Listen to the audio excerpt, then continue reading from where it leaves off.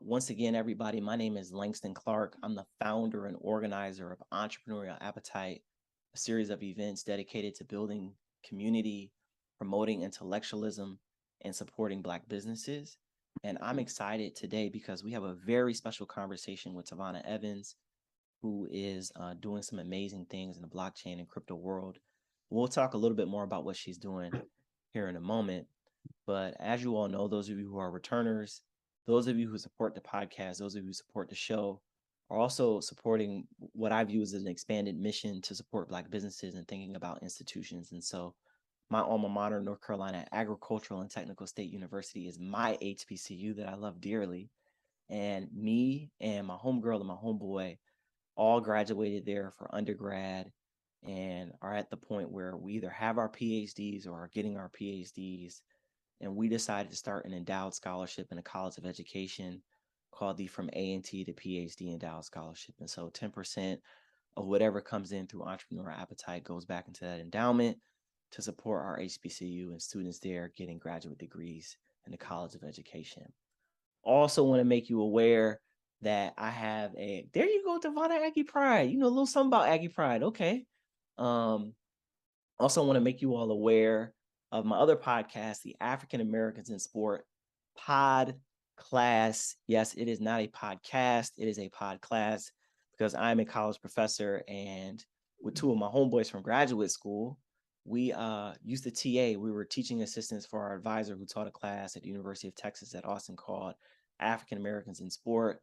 And as we spread out and did our own careers, we decided to collaborate and just take what we know about the African American experience in sport and put it into podcast format.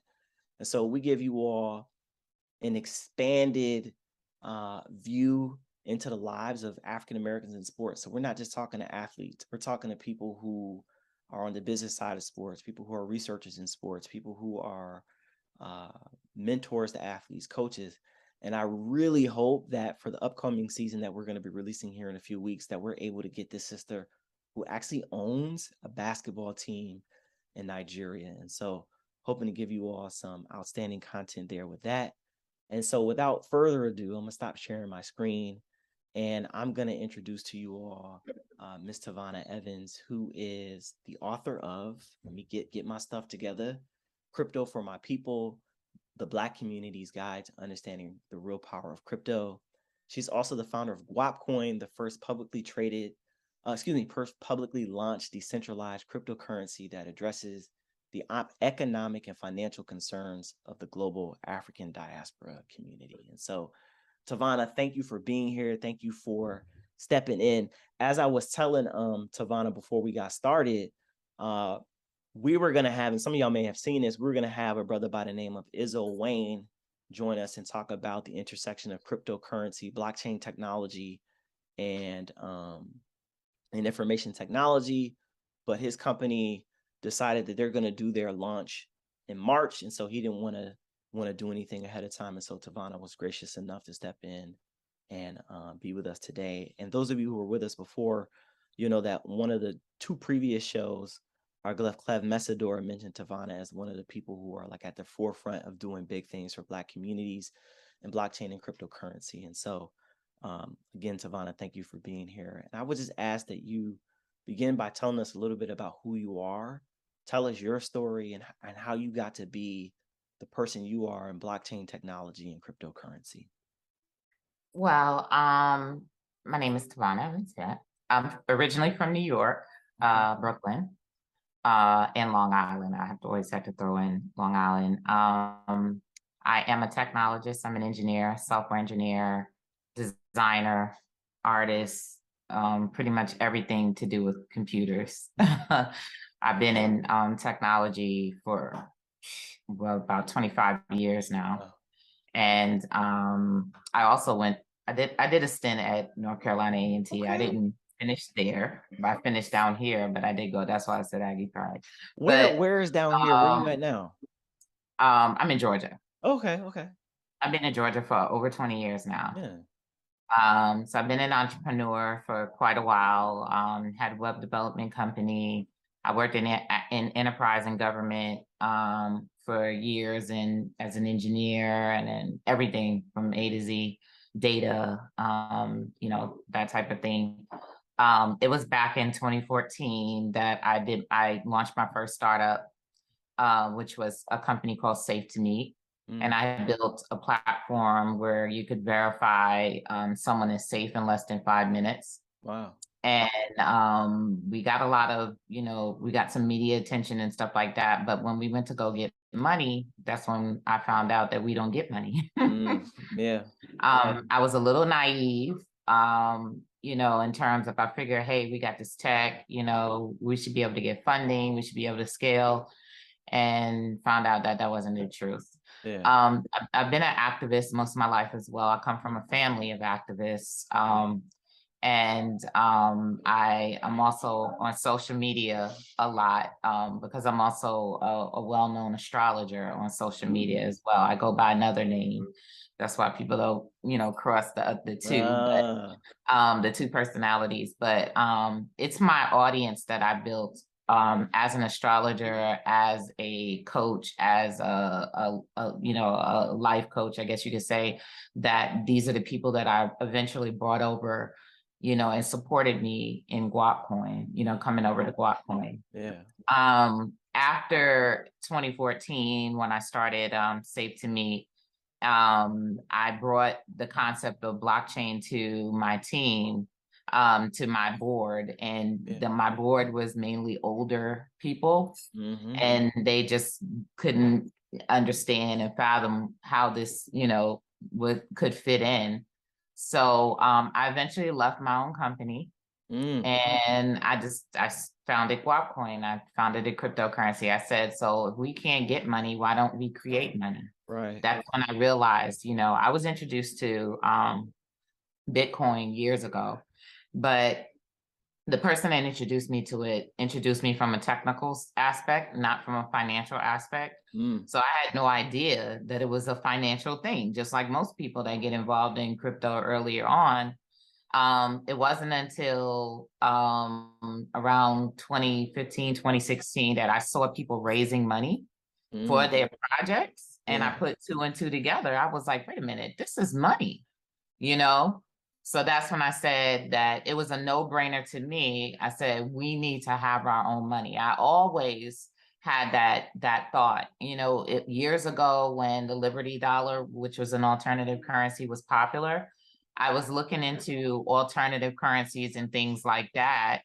And I was trying to figure out how we can integrate that in our community. Yeah. But our problem is, okay, not only do we not have any money, but we don't have any assets to tie money to, Right. Yeah. So that's when I saw blockchain,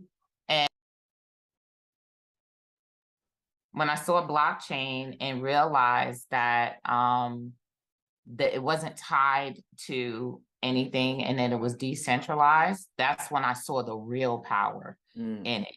Because how are we going to create our own money when we don't own anything to tie the value to? And that's when I saw that really cryptocurrency and decentralized cryptocurrency really uses your social value, It's the social value. And I was like, wow, Black people are rich in social value. You know what I mean? That's where our true value is, just in our social influence. Our social capital is tremendous. So it was a no-brainer to me. I said, we got to do this. So you mentioned, what's the name of that coin? Liberty, was it Liberty? Well, actually, it wasn't a coin. It was a real currency. So it was, I believe it was pegged to silver. It was supposed to be a silver-backed currency. Wow. And a lot of the, during that time, I guess more like the sovereign movement and stuff, they were using it because they were like, they wanted to disassociate, kind of a little bit from the government or whatever. But I just found it really compelling that they were able to create a currency. I didn't know that it was even legal. Most people don't know that. Yeah. Most people don't know that it's legal to create your own currency. You just cannot create a currency that mimics the dollar. Right. So I learned a lot about money then, and I learned even more about money now. So talk about like how you learn more about money and how that translated into you creating Guapcoin, right? So you said you had this community of people who were loyal to you from your alter ego. Like Yeah, how yeah. does that like how does Guapcoin become what it is? Well, you know, really, when I first got involved and I first built it, I had to do a lot of planning. I had to think about the future, Hmm. because this is money. So you have to think about things like inflation, the supply, because you want to think long term. You want this to be something that is really going to operate as money. And that's when I had to really like dig in these concepts. And honestly, most of us, even myself, did not have a financial education. Yeah. I realized that I'm very educated when it comes to technology, coding, software, everything, but I was not educated when it came to money, Mm. when it came to economics, when it came to how do you create an economic system? You Yeah. know what I mean? And it's probably by design that most of us aren't educated there, because guess what we'd be out there doing? We'd be creating economic systems and strong economies. But because we're not educated in those things, we leave it up to the experts, Yep. right? Yep. So, but when you get into blockchain from the development side, even and from the creator side, it's really a deep dive into the world of finance and financial education. You know what I mean? And you start to look at numbers, you start to look at, wow, everything that we're impacted by really is tied to this wealth gap. It's tied to the lack of, flowing money in our community. You know what I mean? So here we are, and we have a blockchain that we can pretty much track the flow of money Yeah. in our community, because I truly feel that the reason we don't have the flow in our community is because we have no way to track it. Mm. You know what I mean? So we can turn around and we could say we want to support businesses in our community. Well, how do we track that? How do we track the progress of that? How do we see if our support is really doing anything? And if we talk about supporting businesses in the community, then we see businesses close down. Right. It becomes like a failure. And then we Yeah. don't even know how or why we failed, right? But there's another type of currency that solves that problem, and it's called data, Mm. right? Which is yet another thing we could get from a blockchain. We could get data. We could get valuable data to see everything that's going on when it comes to the flow of money in our community. And we can use that data for good. You know that's interesting is like everyone now is talking about how data is like somebody was saying like data is like oil now. You know what I mean? It's literally the most valuable. I don't want to mix terms because we're like getting into like technical commodity asset, whatever it is, Yeah, but y'all know what I'm it's saying. money, Yeah, currency. Yeah, yeah, for sure. And as a disclaimer, we're not giving financial advice here. We're just talking about yeah, stuff, but this is not financial advice for people. Don't sue us if you make a mistake or something like that. So I think what's interesting is that you say what I'm hearing you say is that Guap coin is use case in the way that it's unique to Black communities across the diaspora is that it's going to allow us to know ourselves when it comes to the way that we spend our money, right? And yes, so one of the things I had a prior guest talk about, his name is Stephen S. Rogers. He's a retired business professor from Northwestern. He was like, I've committed to, I can't remember the percentage. It was more than 10%, but let's say 10%, like 10% of everything that I buy is going to go to support a Black business. He's not talking about tithing or whatever percentage it was in terms of charity. He's actually talking about currency, the flow of money supporting businesses in the community. And I think like if in our culture we can get behind that idea and we can start to track to say, hey, yo, we said we was going to do 20 this year, we only did 19. Like, how can we get that other 1% up to spend money on our own businesses? And so I think that's a great way for us to think about cryptocurrency, blockchain technology, because we often don't think about it in terms of the data. Like Everybody was talking about Dogecoin because they wanted to get rich quick, but we don't always think about the other ways that it can be used. Right, the long term, and even the psychological. Yeah, There's a psychological value there, to be able to see money move throughout your community is going to make an impact on our value system, right. how we value ourselves and how we value our spending and how we value the businesses in the community. It's going to make an impact. You know how Black folks are. Yeah. You know how we celebrate, when we do something, when we're able to make an impact, just that the impact that it makes on us and our values, So being able to see something that belongs to us, even though it's going to touch everybody, even though everybody may be using it, because we have an example, it's called hip hop. That's right. You know what I mean? So hip hop, that's our thing, right? It belongs to us. We created it, but it touches everybody in the world. Yeah. It has opened every door, right? And it's still managed to be ours. So that right there in and of itself is a value. It's a social value that we have. It is a part of our legacy. So now we have the opportunity to do the same thing with money, and having money touch the entire world and it be a part of our legacy as well. It's interesting that you say that because hip hop is ours. Mm-hmm. Like we birthed hip hop, but like we don't own it. It's ours, but it's kind of. I would beg to differ. Okay. I still say we own it. Yes, people capitalize off of it. Yes, people make money off of it. Sometimes people are making even more money than we're making off of it. But I still don't give up that ownership. I still say we own it. And I still see the change when we start building more tools like we have, like blockchain, which proves ownership. That's only going to strengthen our ownership in the future. Yeah. You know what I mean? It's only going to strengthen it. Yeah. So now you add technology to that problem, solving that problem of ownership, which blockchain does as well. We're killing two birds with one stone. For sure. That's definitely what I was getting at in terms of like, you're right? Because I think even psychologically thinking about like what you own, but it's important that like we also get the value, like we get all the value from it, right?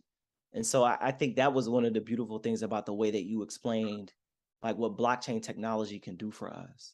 And I thought you explained that wonderfully in the book, Crypto for My People.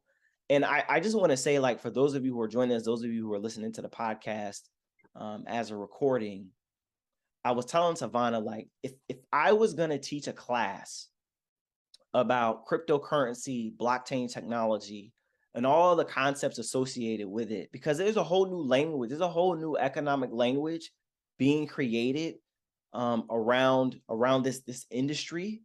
And this is the book where you would start, because it gives you a history, a conceptual history of how Bitcoin started, right? It gives you a conceptual history of how blockchain. I thought Bitcoin started blockchain, but blockchain came before Bitcoin. And I think you do a really good job and an easy read to provide an understanding of the concepts associated with cryptocurrency and blockchain technology. And so before we get into some of those concepts, can you give us the history of this book? Like, what are the origins? Who were you thinking about when you wrote it? And like how we can continue to support your work with this book? Well, when I wrote this book, I was definitely thinking about my kids. I was thinking about my grandmother. My grandmother was familiar with Guapcoin, and she would always ask me what's going on with Guapcoin, and she understood the basic that this was a financial system that we were creating. And I was thinking about my kids, because when it first came and arrived back at the house, I made my the first person I made read was my 14-year-old. So I made him read it. And I said, I need you to read it, and I'm gonna quiz you on it. And I had him read it. He read it very quickly. And I quizzed him on it. And he aced the quiz. And I said, that's what I wanted to do. I said, was it difficult? He told me the only part that he had difficulty with was the part on the legal stuff. And I said, you don't have to worry. I said, everybody has difficulty with the legal That's right. stuff, even the Yeah. legal people, because it's not really a good legal precedence for anything in that yet. So that was impressive to me. And I just wanted to make sure that it would be understandable even at that level, you know? So if they wanted to get this to some middle schoolers, some high schoolers, and then adults, that they would be able to understand it, because I felt like people want to understand it, Yeah. right? But you can't immerse them in too much of the technology side. You got to give them just a little bit, you know what I mean? And then maybe if they need to go back, they could just pick up the book real quick and say, well, let me go back and look at what and see what this says about so and so, you know? But my main point was to tie it into our financial system as a people and have them to understand that what we're dealing with is money, is a new financial system, not just a speculative investment. You know what I mean? Or something that you quote unquote make money from. You know, people are oftentimes using these terms, and I was like, this is money. You know, you got to get out of the idea of how much you're going to make from it. It is money. Right. You know, and guess what? You give it the value. Yeah. You know what I mean? So, you know, between this book and between Guapcoin, I have a tremendous amount of faith in our value. And I have a tremendous amount of faith. I just feel like we have untapped value. A lot of us are not aware of how valuable we are, but I know everybody else is. Yeah. And so am I, you know, and it hit me. I remember one time I was at a conference in the Caribbean. I was speaking there, and a gentleman, he had a data platform. And he got up and he was talking about data, and he was talking about that some of the most valuable data was the data that belongs to Black people. And the reason being is because it's missing. It's a big hole, you know? So, you know, whatever you don't have is going to be more valuable because you need to get it, right? So with that missing data, you got things that cannot move forward. AI cannot totally move forward, right? Anything that relies on data, facial recognition, all of these things cannot move forward because there's a void, and it leaves out an entire spectrum of people, right? So it's too dangerous because it's not, you know, it's not fair, you know, and it's missing. So that means that our data is valuable, right? So we have an opportunity to own our data. We have an opportunity to utilize our data within our community first and dictate how our data is going to be used. And the only way that we can do that is if we step up to this technology right early when everybody else is, and own this part of the technology. Yeah.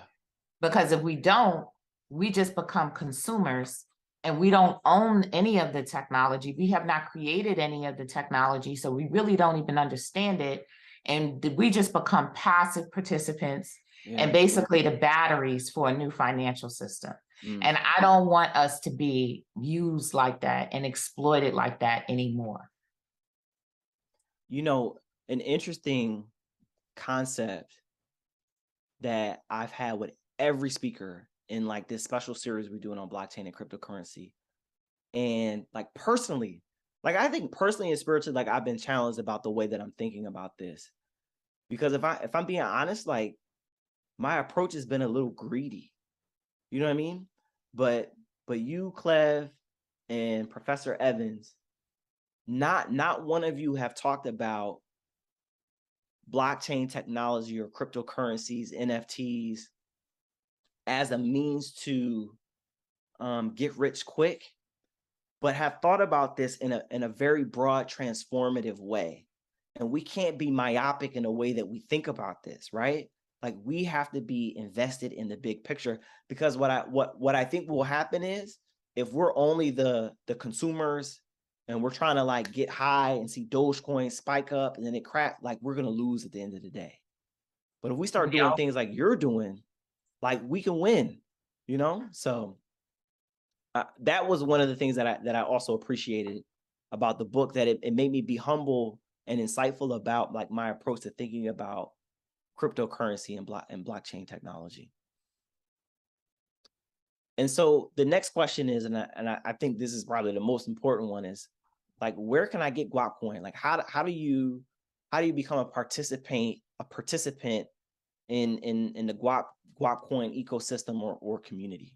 One of the things that I think I'm constantly telling people is that crypto is really about community. It's more about community than it is about money, right? So the more people you have in your community, the easier it becomes for access to that crypto, the easier it becomes for that crypto to be adopted. So the most important thing we need is people to be a part of the community, right? Before they even think about getting Guapcoin, they need to get people into the community, right? So there's a variety of ways of becoming a part of the community. One way is to get a wallet, right? Which is one of the easiest things because we have wallets on mobile. We have mobile wallets. We have desktop wallets. We have wallets on every platform. So every wallet becomes a voice. You know what I mean? Every wallet becomes value, right? So, and especially when you're an organic project like us, we didn't come in with any funding. That's, obvious. We already stated we don't get funding like that, right? So when you don't have funding, you need people, right? So when you have people, then platforms that are rails onto crypto, they open up their doors to you. You know what I mean? So if we had 1 million wallet users, then we have platforms like Coinbase, Gemini, and whoever coming to us and saying, we want to list. Yeah. We want to have Guapcoin because you got users. You know what I mean? So we need to get users on board. We need to get people talking about Guapcoin, right? Because right now we're on an exchange called Probit. And it's one of the more old school kind of exchanges because it's like one of those ones where you really have to exchange. But nowadays they have on ramps where you can go straight from $1 into crypto, right? So, but the way to do that is we have to get people on board. We got to get people coming to, joining our Telegram, getting a wallet, having a wallet, joining the forum, talking about Guap different places, saying to other people, hey, get a Guap wallet, And then even if someone gets some Guap, we do it like the old school way. You get a wallet, I'll send you some Guap. You know how many people are saying Guap? I don't even have a lot myself anymore, but I always make it a point that if somebody, is getting other people in and say, hey, I'm going to send you some Guapcoin, you know what I mean? And now you'll have some Guap in your wallet. And also joining the community means that you're participating. You might be a developer, you might be a marketer, you be an educator, but you can take one of those skills and utilize that in the community. And back in the days, that would be another way you can earn crypto. You know what I mean? By being of value. Lending your skills some kind of way, So that is our most important thing, is to build community. Now, even when you have community, you got people that what winds up happening is it sets off a chain reaction. You got people who know how to use the exchanges. So guess what? They'll go to the exchange, get some crypto, and then they'll do peer-to-peer exchanges with people. You know what I mean? Because they know how to use the exchange. So it becomes a whole ecosystem, a whole ecosystem that builds more rails, more ways to get Guapcoin, and more products and apps and industries around it. And that is more important than anything. You need an ecosystem. You need people to build things, and when people build things, they take ownership of it. They do. So it's like we all own, like the Bitcoiners and all this other thing. They think, they're like, they own it. Well, with Guapcoin, we can all own Guapcoin.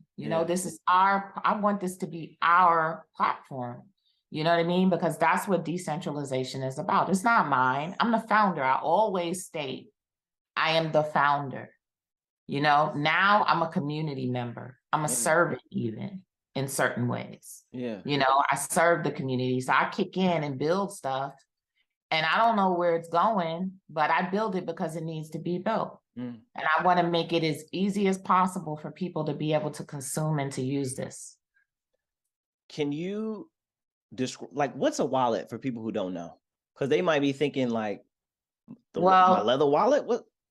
Well, nowadays we have digital wallets for everything, even our bank accounts, right? So you have a digital wallet where you log in, it shows you your balance, and it stores your money. Well, that's the same thing in crypto. You know, you have a crypto wallet where you go into and it stores your crypto. You know, it just like every other digital wallet that the banks have out there, et cetera. That's what a wallet is. We do have paper wallets. You know, you can actually print off a paper and store your crypto and take it and put it in a safe or something that you want to. There are many, many different things that are in the crypto ecosystem, many ways of dealing with crypto. But you don't have crypto without having, you know, this wallet. These wallets are your means of holding or interacting with your crypto. Yeah. And side note, that point about like having your crypto on a sheet of paper, that's in the book. She breaks all that down. I want to ask, because you mentioned community, right? So Discord is like, how do you become part of the Guapcoin community? Is it through Discord? Is it through your website? Like, how do you get into the ecosystem? A variety of ways. We have a Telegram, right? We actually have a forum, Guap Talk, that you can all get to from the guapcoin.org website. You can go on the forum and just, you know, ask questions, search. You know, we felt like we were going to need some place that was a more permanent repository of information that the users has. It's better than social media, because social media can even be a little bit disorganized and out of control. So a place that's organized and we can search. We are on social media. We're Guapcoin everywhere on social media as well. And you know, you can connect with us there. You can follow us there. We're on Twitter, we're on Instagram, and etc. But you know, the main points are I guess our Telegram, and also our forum, our message board, guaptalk.org. Yeah.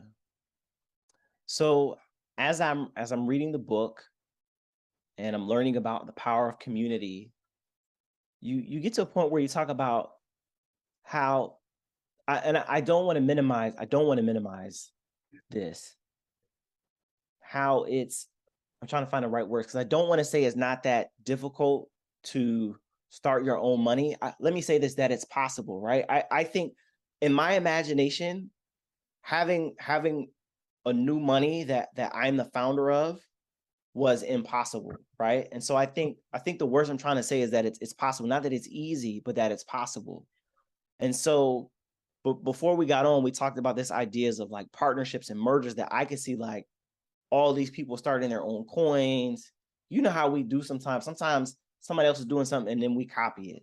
And then like it becomes a competition. And so one of the things I want to talk about is like, how do we, before thinking about like, that's probably going to happen, but embed in the culture, like this idea of partnerships and mergers, like how do we partner? How do we merge and make sure that we have a positive working ecosystem? The interesting thing is we've been through the phase where people said, okay, let me go try and create my own crypto and launch it and stuff. And what they found is, see, they thought it was a fast process. You know what I mean? And I don't care how much of a following you have, to build an organic community, a decentralized crypto in the Black community is a feat, right? And it's not even just the Black community. It was hard in the general community because it took Bitcoin years to get to where it is today, right? So I've seen people come and go simply because they couldn't ride the wave of the up and down, the crypto winters, the whatever, because you wind up having to invest so much into this. It has to be your life's purpose. Yeah. You know what I mean? Because no amount of money is enough. You have to invest into this. Like you have to invest your knowledge. You have to invest your time. I've spent an incredible, people know me, I don't sleep. I've spent an incredible amount of time in Guapcoin. Like I have been up at 4 a.m., 3 a.m., servers going down, this and that, because I'm dealing with a community that is not as technical. Yeah. So we don't have a lot of technical help. And just the concept of community, because the other communities in crypto, they jump in and participate without the thought of money. Like, I'm not getting paid, I'm not getting a check, but I believe in this project. Facts. And, because that's the tech way. So you really almost have to be that techie. Like the techie we were on Discord, and we'd jump in Discord and start doing some things. And just because we're so excited about the technology and the possibilities, and we're honestly not even thinking about the money. So if you come in here thinking about the money, that is where you err, when you come thinking about the money. It's a tremendous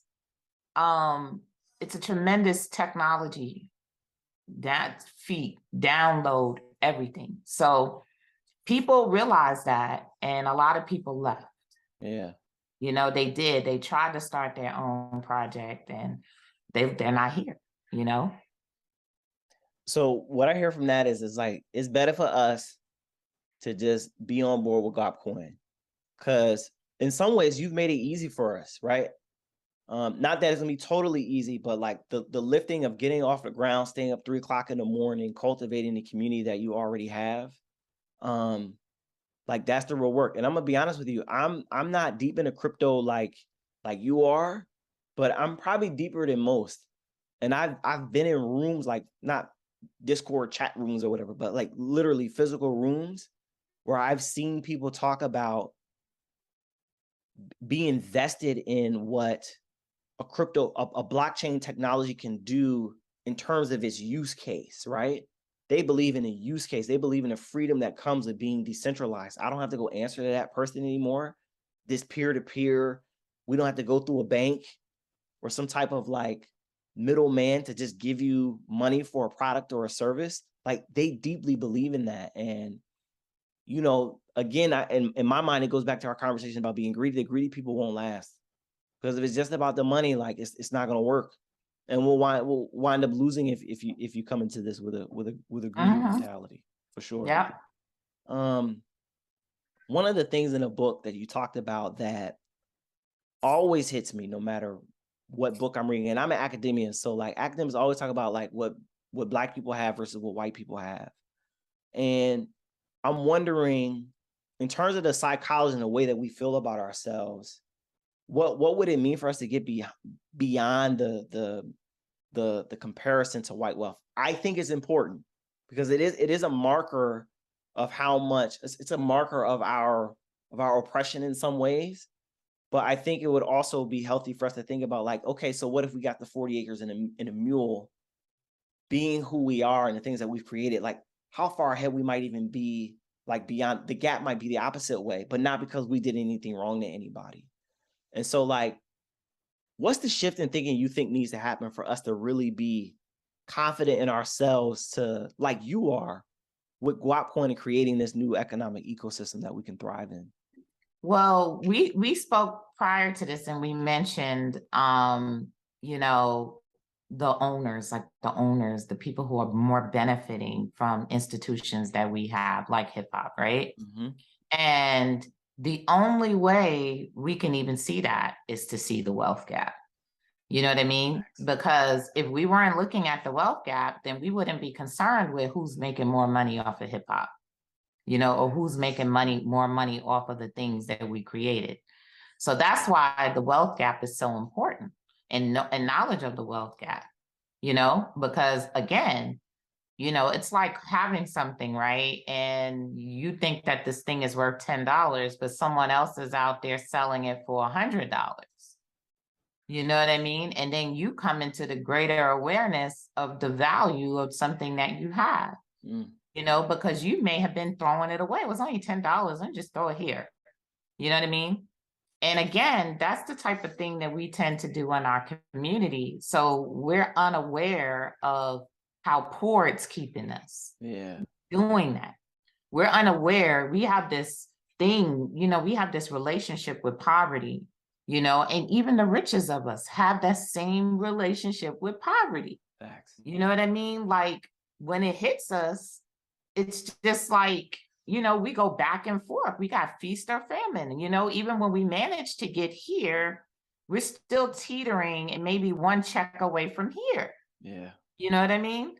And then we still got family that's poor, and they literally might be our siblings or our parents or grandparents. So poverty is always 2 seconds away from us. You know what I mean? So in order to change that condition long term, we have to analyze the wealth gap. We have to analyze in order to create solutions that are sustainable for the long term. We have to have a benchmark. Yeah. You know what I mean? Yeah. What is the middle class in the Black community? What is wealthy in the Black community? You know what I mean? It was wealthy because you got a nice car and you got this and you got that, but you got no assets and you don't really own anything? Is that wealth? All of these different things. And I truly believe that there are things that we could learn from white people. So I'm not excluding them from the education. You know what I mean? Like, I think that there are some patterns that we could learn, just like I think that there are some things they could learn from us. Yeah. So, and I think we're here to learn from each other. Yeah. Point blank. So I don't exclude that because there's something there. And we need to assimilate something so that we can change our own condition, make those changes within our condition. Otherwise, it just keeps getting Band-Aids. People come in and put a Band-Aid on our situation just so it don't bleed over into their situation and affect them in an uncomfortable way. Yeah. Facts. One of the concepts that you talk about in the book is the Black dollar. And you literally talk about the concept of the Black dollar, not as the currency that we own, but like our economic power and influence and all of those things. Capital, yeah. Right. But then towards the end of the book, you talk about Guapcoin. And Guapcoin to me is like a real Black dollar, right? And so talk about those two concepts, like the concept of the Black dollar and what like this Black dollar is and the shift that can happen there. Yeah, like I said, we're socially wealthy, right? And in the world of data, that's important. It's very important. But in the world of the everyday world, if we can't see it, it's not important.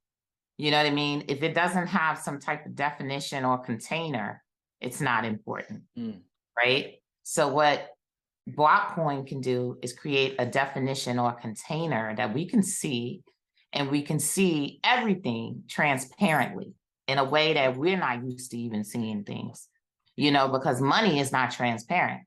Like fiat money is not transparent.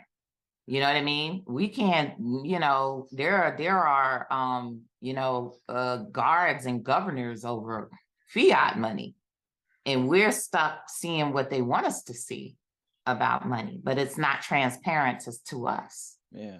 But what blockchain does is breaks down those walls in terms of who it is transparent to. It's transparent to everyone equally. You know what I mean? So that's something that we need. And in reference to supporting businesses in our community and Black businesses, I tell everybody, and I always reiterate this, I am not necessarily a supporter, or you say, I'm not pushing buying Black. I'm pushing spending Black. I think it's more powerful spending Black.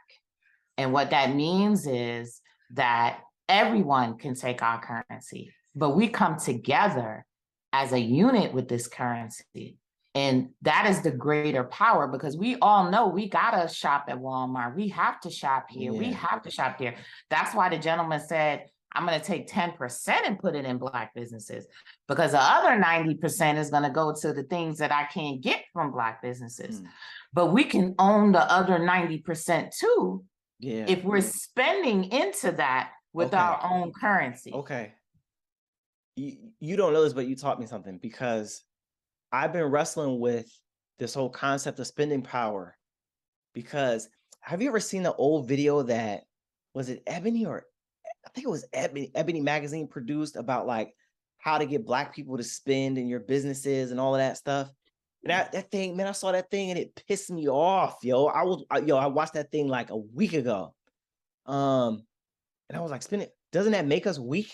We always spending our money somewhere else. But I never attach that to our spending power, meaning like we're gonna spend it on us. Like we're gonna give us the currency.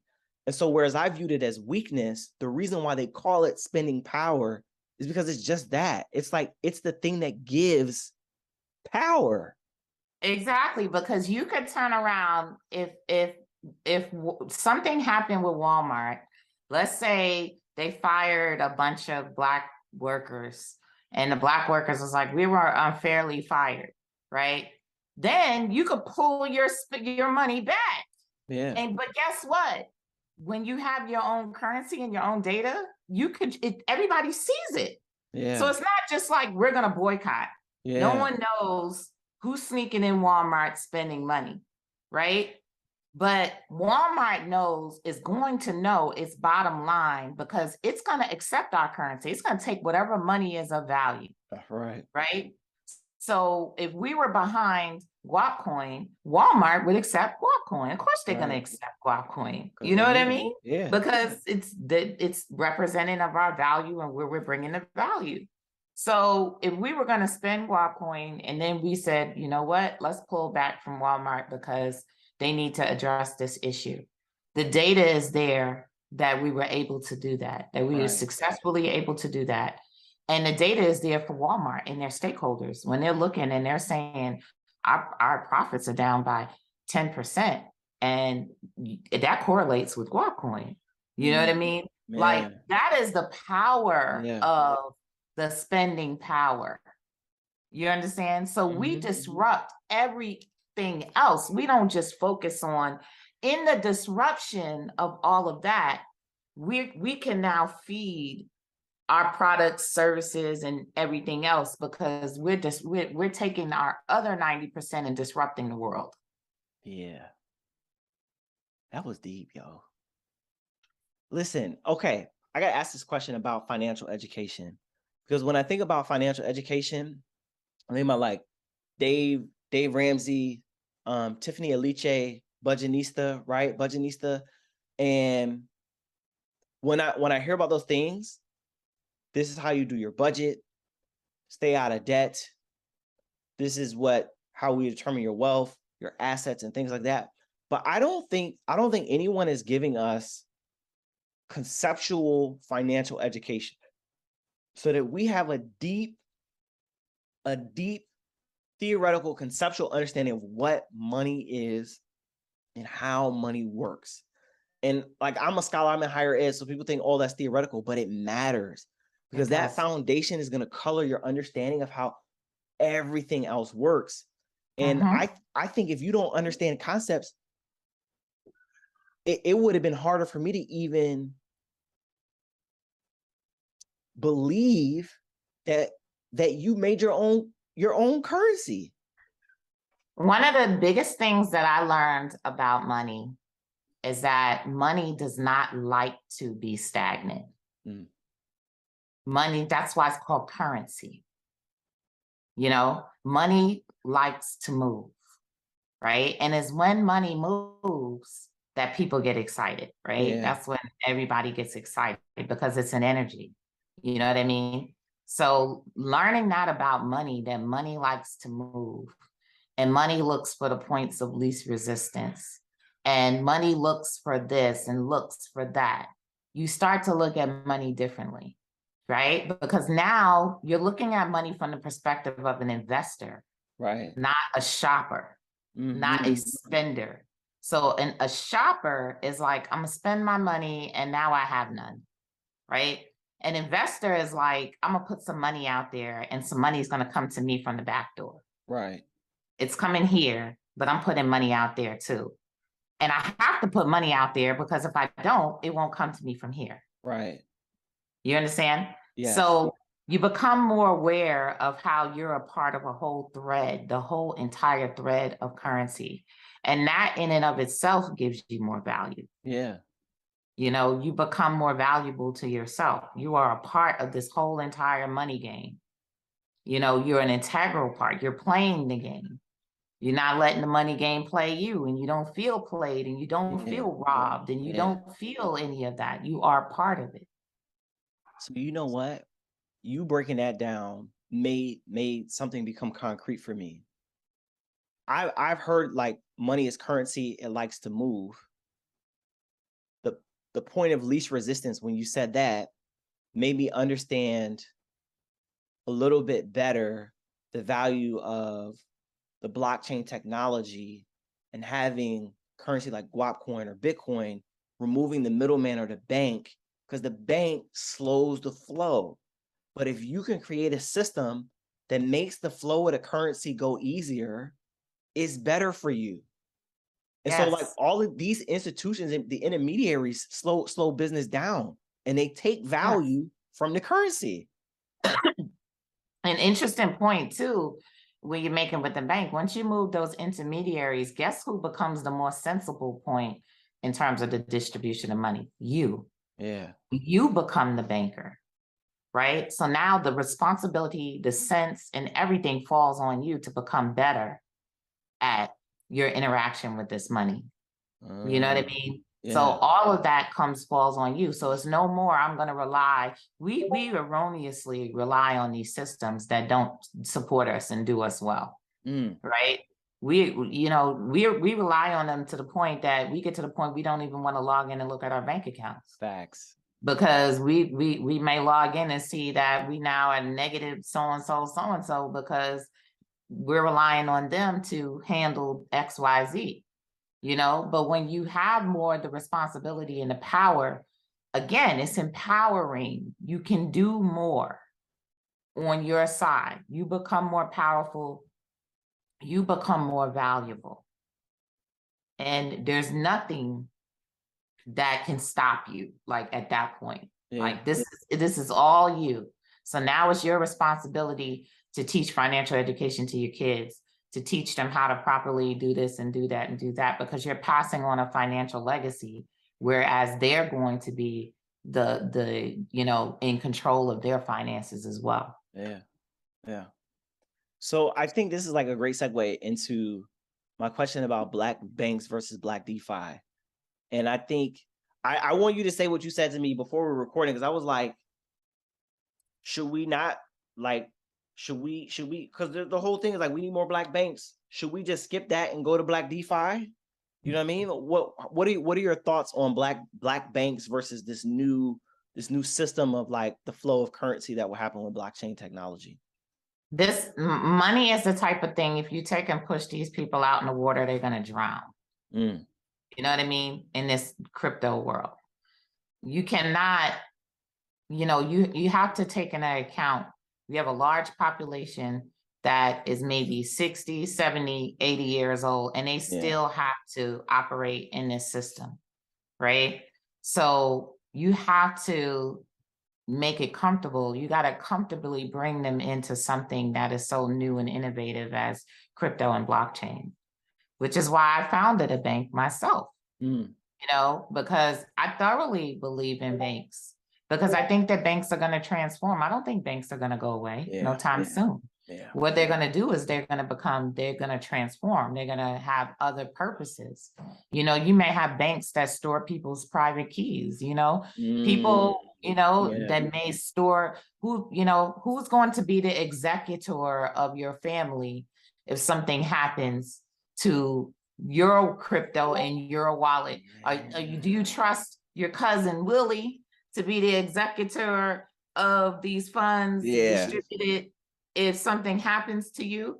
Well, that may be a future banking function or a bank in the community that acts as the executor of, how these funds are going to be distributed amongst people in, your family and stuff like that. So banks are just going to grow. They need to grow. Yeah. You know what I mean? It's Yeah. not that they need to go away because they've been Yeah. here. They've been here since eternity. Banks are Facts. not new things. Not They've new. been here forever. Yeah. You know, the years, centuries and centuries ago, the rulers were the banks, and they stored money in their wherever, in their castles and their tombs and their pyramids or wherever. Mhm. They stored money, lots Yeah. of it. Yeah. They were banking, you know? So Mm. banking is not a new concept. So I don't think it's going to go away. And I think that we have to be balanced about this. That is the era in the crypto world today, is that it's filled with people who are very unbalanced. That's why you're seeing what happened with FTX last year Yeah. and Sam Bankman, because there are people who are not balanced in this and not thinking about the people. They're thinking about the tremendous opportunity that they have to get as much money as possible Yeah. and do whatever they want to do with it. Yeah. This is great. I don't think we're gonna be able to get to all the questions, but I got one I really want to ask before I give the audience an opportunity to ask theirs. And because I want to hone in on this. Can you just talk about the value of the underlying technology? Because I think sometimes we have a narrow scope on just the cryptocurrencies and not blockchain technology. Because can you just give us your thoughts on just the overall value of the underlying technology? The value is that it's distributed, So what I mean by distributed is you don't have a system that's just sitting on one person's computer, right? You have a system that's sitting and distributed all over the world, right? So if something gets taken out here, it doesn't bring down the whole entire system. Mm. You know what I mean? The system can still continue. It's like a virus, honestly. Yeah. It functions like a virus. More nodes come online, it spreads, it replicates, and there is no stopping it. That's why the government can't just come in now and just shut it all down. At this point, Yes. it's fully distributed out there. You know what I mean? So that's one of the values. The other value is the transparency. And that's the problem. We have no trust, and we have even less trust in our community than within our own. Yeah. Right. So having something that's very transparent, that you can see the code, so somebody would say, well, how do we know that the government didn't do this? Well, go to the GitHub and look at the code. Get somebody to look at the code, scour the code, right? And as a community member, you can propose a change to the code. Who can do that? Like, you can't go to Chase and ask them to change their policy. Yeah. You know what I mean? Yeah. But you can propose changes, and those changes can be voted on. That's another huge power of blockchain, is that it's a vehicle for voting. You know what I mean? So changes are initiated by voting, but you don't have to worry about a voting machine that might have been fixed, or you don't have to worry about somebody blocking you from voting. All of that, those things that we have right now, these issues that we have in our archaic voting system, don't exist in blockchain voting. Yeah. This is a game. You talk about like expanding democracy, and it's very interesting how some of the things I hear is that the government is leery of Bitcoin, blockchain technology, and all of that. There's all of these questions people have. But that point about you getting to vote on what happens with the code and changes that happens, if anything, we're the paragon of democracy. America is, right? You would think that this would be something we would want to be down with, Right. You're democratizing money. Yeah. And that's groundbreaking in and of itself. Facts. So at this time, I want to give the audience an opportunity to ask a question. But in order for you to do that, I'm gonna ask, you can type it in the chat, you can type it in the Q&A, and then I will relay that to Tavonia and we'll get to your question. But to give y'all time to do that, what I'm gonna do is I'm gonna ask a question. And so I hit mute by accident. Sorry about that. What I want to know is, and we talked about this before, we've had 3 women. Actually, I'm gonna be honest with you. The people who were the first experts that I ever saw in person, actually the first experts that I ever like came across were Black women. So Professor Tavonia Evans, who was like, she's cryptocurrency, intellectual property, was her and 2 other sisters on a panel discussion at South by Southwest EDU. First time I actually had someone who was an expert outside of my homeboy Demetric, who leads Bible study. So I got to throw him in there because he the one who really made me aware. But these sisters were experts, right? Then I have Professor Evans on, I have Clev on, I have you on. It's like, man, yo, Black women are out here like really doing it in blockchain technology. And then I have Isaiah. He's one of the brothers that I've seen doing things. Isaiah Jackson, author of Bitcoin in Black America, on the podcast before. Talk to us a little bit about the community of Black folks who are involved with blockchain technology and making this knowledge accessible to Black communities in the United States, but then also like you said, with Guapcoin is meant for the diaspora, but maybe also like in the diaspora as well. Well, I think in terms of there being more women, I think that we face more obstacles on both sides, which makes us push more. Yeah. You know what I mean? So we just try to get as much knowledge as possible and, you know, and all of that, because that's all we have. Like, you know what I mean? Like we're really facing, you know, even as a woman and as a Black woman, we're facing a lot of obstacles being here. You know what I mean? And I truly believe it's obstacles that just make you fight harder, you know? Yeah. So what you're looking at is not just experts, you're looking at fighters. You know what I mean? So that's one thing. I think in terms of, there's a lot of brothers, like when I go out and I speak, different places, we go to the colleges, we go to like the HBCUs, like I spoke at Howard last year. There's a Black Blockchain Summit every year at Howard. Yes, it's been there for the last maybe 4 or 5 years. Okay. I've only missed it 1 year. And definitely you will see a lot of Black men there. And you'll see a lot of Black women there. So I think that you see a lot of the brothers more on the streets, like boots to the ground. Yeah. But you see a lot of the women more in the going into the regulation side, the regulatory side, the this, the that. It is, and you see a lot more of that. But you see a lot of the guys on the boots to the ground side, like organizing people into groups and meetups and conferences and all of that. So there is a flow that I've noticed, and that's how it went. And it's all important. You know, it all comes together. You know what I mean? Because I think that when we delve into the regulatory side and more to the tech side, we become a little less relatable on the street side. You know what I mean? So, you know, it still needs to be more people who are relatable on the street side that still have their ear to what's going on, but they spend more time on the streets. I guess if that's how you can put it. I would love to be on the streets more. That's what I want to do. You know, I would love that. I actually want to do a crypto tour where I just go places and just show up and do pop-ups and talk. That's what I love to do, and educate, you know. But I also realized that some of my calling has been more on the government side now, you know what I mean? And stuff like that. So, you know, I'm walking in that direction, but we need people in all places. I mean, we even need people who are just door openers. You know what I mean? People who organize. You know, I tell people, I'm like, if you could get 25 to 30 of your people together, you never have to pay me to come talk to them. You know what I mean? I'm going to, even if it's like, if it's a podcast, I don't say no to podcasts. I don't say no to anything. You know, I show up, and because it's another opportunity for me to teach another group of people. You know, and at my heart, I'm a teacher.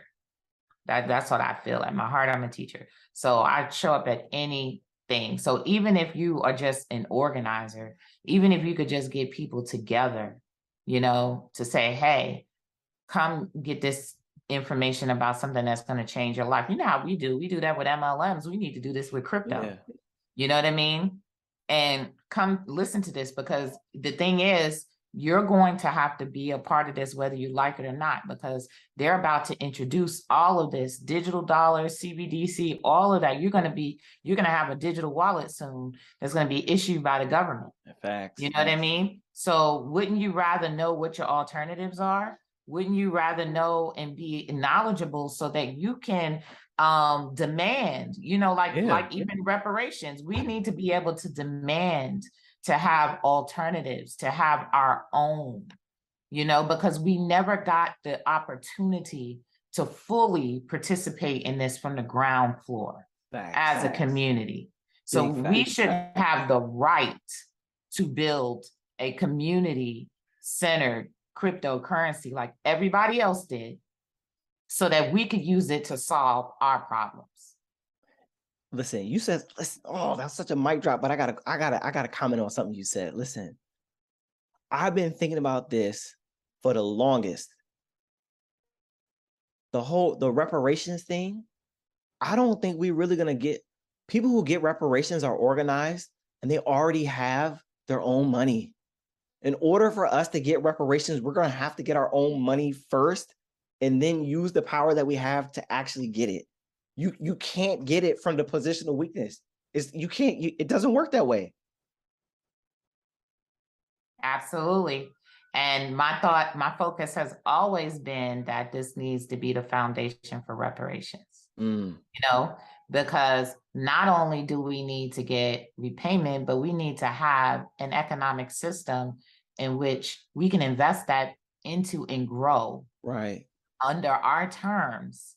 You know what I mean? Because the people who jumped ship in 2008 from the financial system, when they thought it was crashing, they jumped ship into Bitcoin, right? And they built up something out of Bitcoin, right? And those people are benefiting more on Bitcoin than anyone else, right? And so why can we not have a community that we can build from the ground up and benefit from as well? Why do we need to bring our social capital to something that has already been built up and there's already a gap and there's already going to be people that are going to benefit from our social capital? Yeah. That's good. That's good. I don't have nothing else to add other than that. That was a great way to end the conversation. It actually segues really good into next month's conversation, which is actually going to be about reparations. So I appreciate you bringing that up. I do want to highlight that Craig Cooper said this in the chat. He said he's involved with a crypto community with a focus on fitness. So crypto is going to be in every domain of your life. So get ready for that, people. He said they're near the beta phase. And he says he thinks the community can join together to promote Guapcoin, and I think their organization is get fit mining. So, Craig, I appreciate you stating that. And Craig, I'll be in touch with you because you live in Cibolo, which is the suburbs of San Antonio. So, Tavonia, I want to thank you for coming. What I'm gonna do is I'm gonna talk to my wife, and we're gonna have a conversation because we have our budget talk once a month. We have budget meeting. And I'll bring Guapcoin up, and I think what we will do is make it a goal that by the end of 2023, we will have at least invested in some Guapcoin, because I think it's going to expand. We're going to have to do the research because we're going to learn about it, but it's going to make us learn more about even how you were able to start this coin and support what you're doing. And part of our mission at Entrepreneurial Appetite is to support Black businesses and build community. And I think what you're doing is all three, because you got to be intellectual, because you got to know about it, right? In order to be really, really invested and involved in a cryptocurrency, a token, or some type of blockchain, you need a community behind it. And that last part about supporting Black businesses, and this is about ecosystem, right? And so we have pockets of people who do business very well, but in order for us to sustain long-term is that we need ecosystems. So Tavonia, I thank you for coming, and I thank you for reading the book, Crypto for My People, for writing the book, Crypto for My People. Thank you. Thank you. Thank you for having me. Yes. And so for those of you who join us in the audience, I'm gonna ask you to stay for a little while. Tavonia, you are free to go if you want to. I'm just gonna tell folks about what we have coming up next. So Craig and Rodney, give me 2 seconds to share my screen, and we will talk about what we got coming up. And so this Friday, very special event. We have a series of events here in San Antonio called Dreamweek, which this podcast broadcast is about. But we're having a very special Legends lunch with a brother named Preston James. It's a hybrid event. It is sold out, but you brothers who are joining us here today, you can join virtually from 12 to 1 p.m. And we're going to feature a conversation with Preston James. He's an angel investor, founder of Div Inc. out of Austin, Texas. And we're gonna be doing a lot more in-person hybrid events so that people can get to know each other in person. I know that we are starving for community in an authentic way. And so we're going to be doing a lot more of that coming up here in 2023. But our next fully virtual event will feature a conversation with William Darity and A. Kristen Mullen. We're going to have a conversation about their book, From Here to Equality, Reparations for Black Americans in the 21st Century. And that will be February 23rd at 7 p.m. Central. So look forward to having you all join us there in a conversation about reparations. And I literally read the opening, the introduction, and the introduction goes hard. I mean, the case and the logic that they make just in those first 20, not even 20, but 10 pages is really amazing. And so I look forward to having you all join us as part of that conversation. And Craig and Rodney, if you're still on, I know you guys are still in San Antonio. I actually have copies of the book for sale. If you all want to get them from me, you can. It's only $15, which is cheaper than getting the book on Amazon, and we can work out a way to get you all those books if you want to. Just shoot me an email and I can follow up with you about that. So appreciate y'all joining us. Y'all have a good evening, and I look forward to being in community with you all moving forward.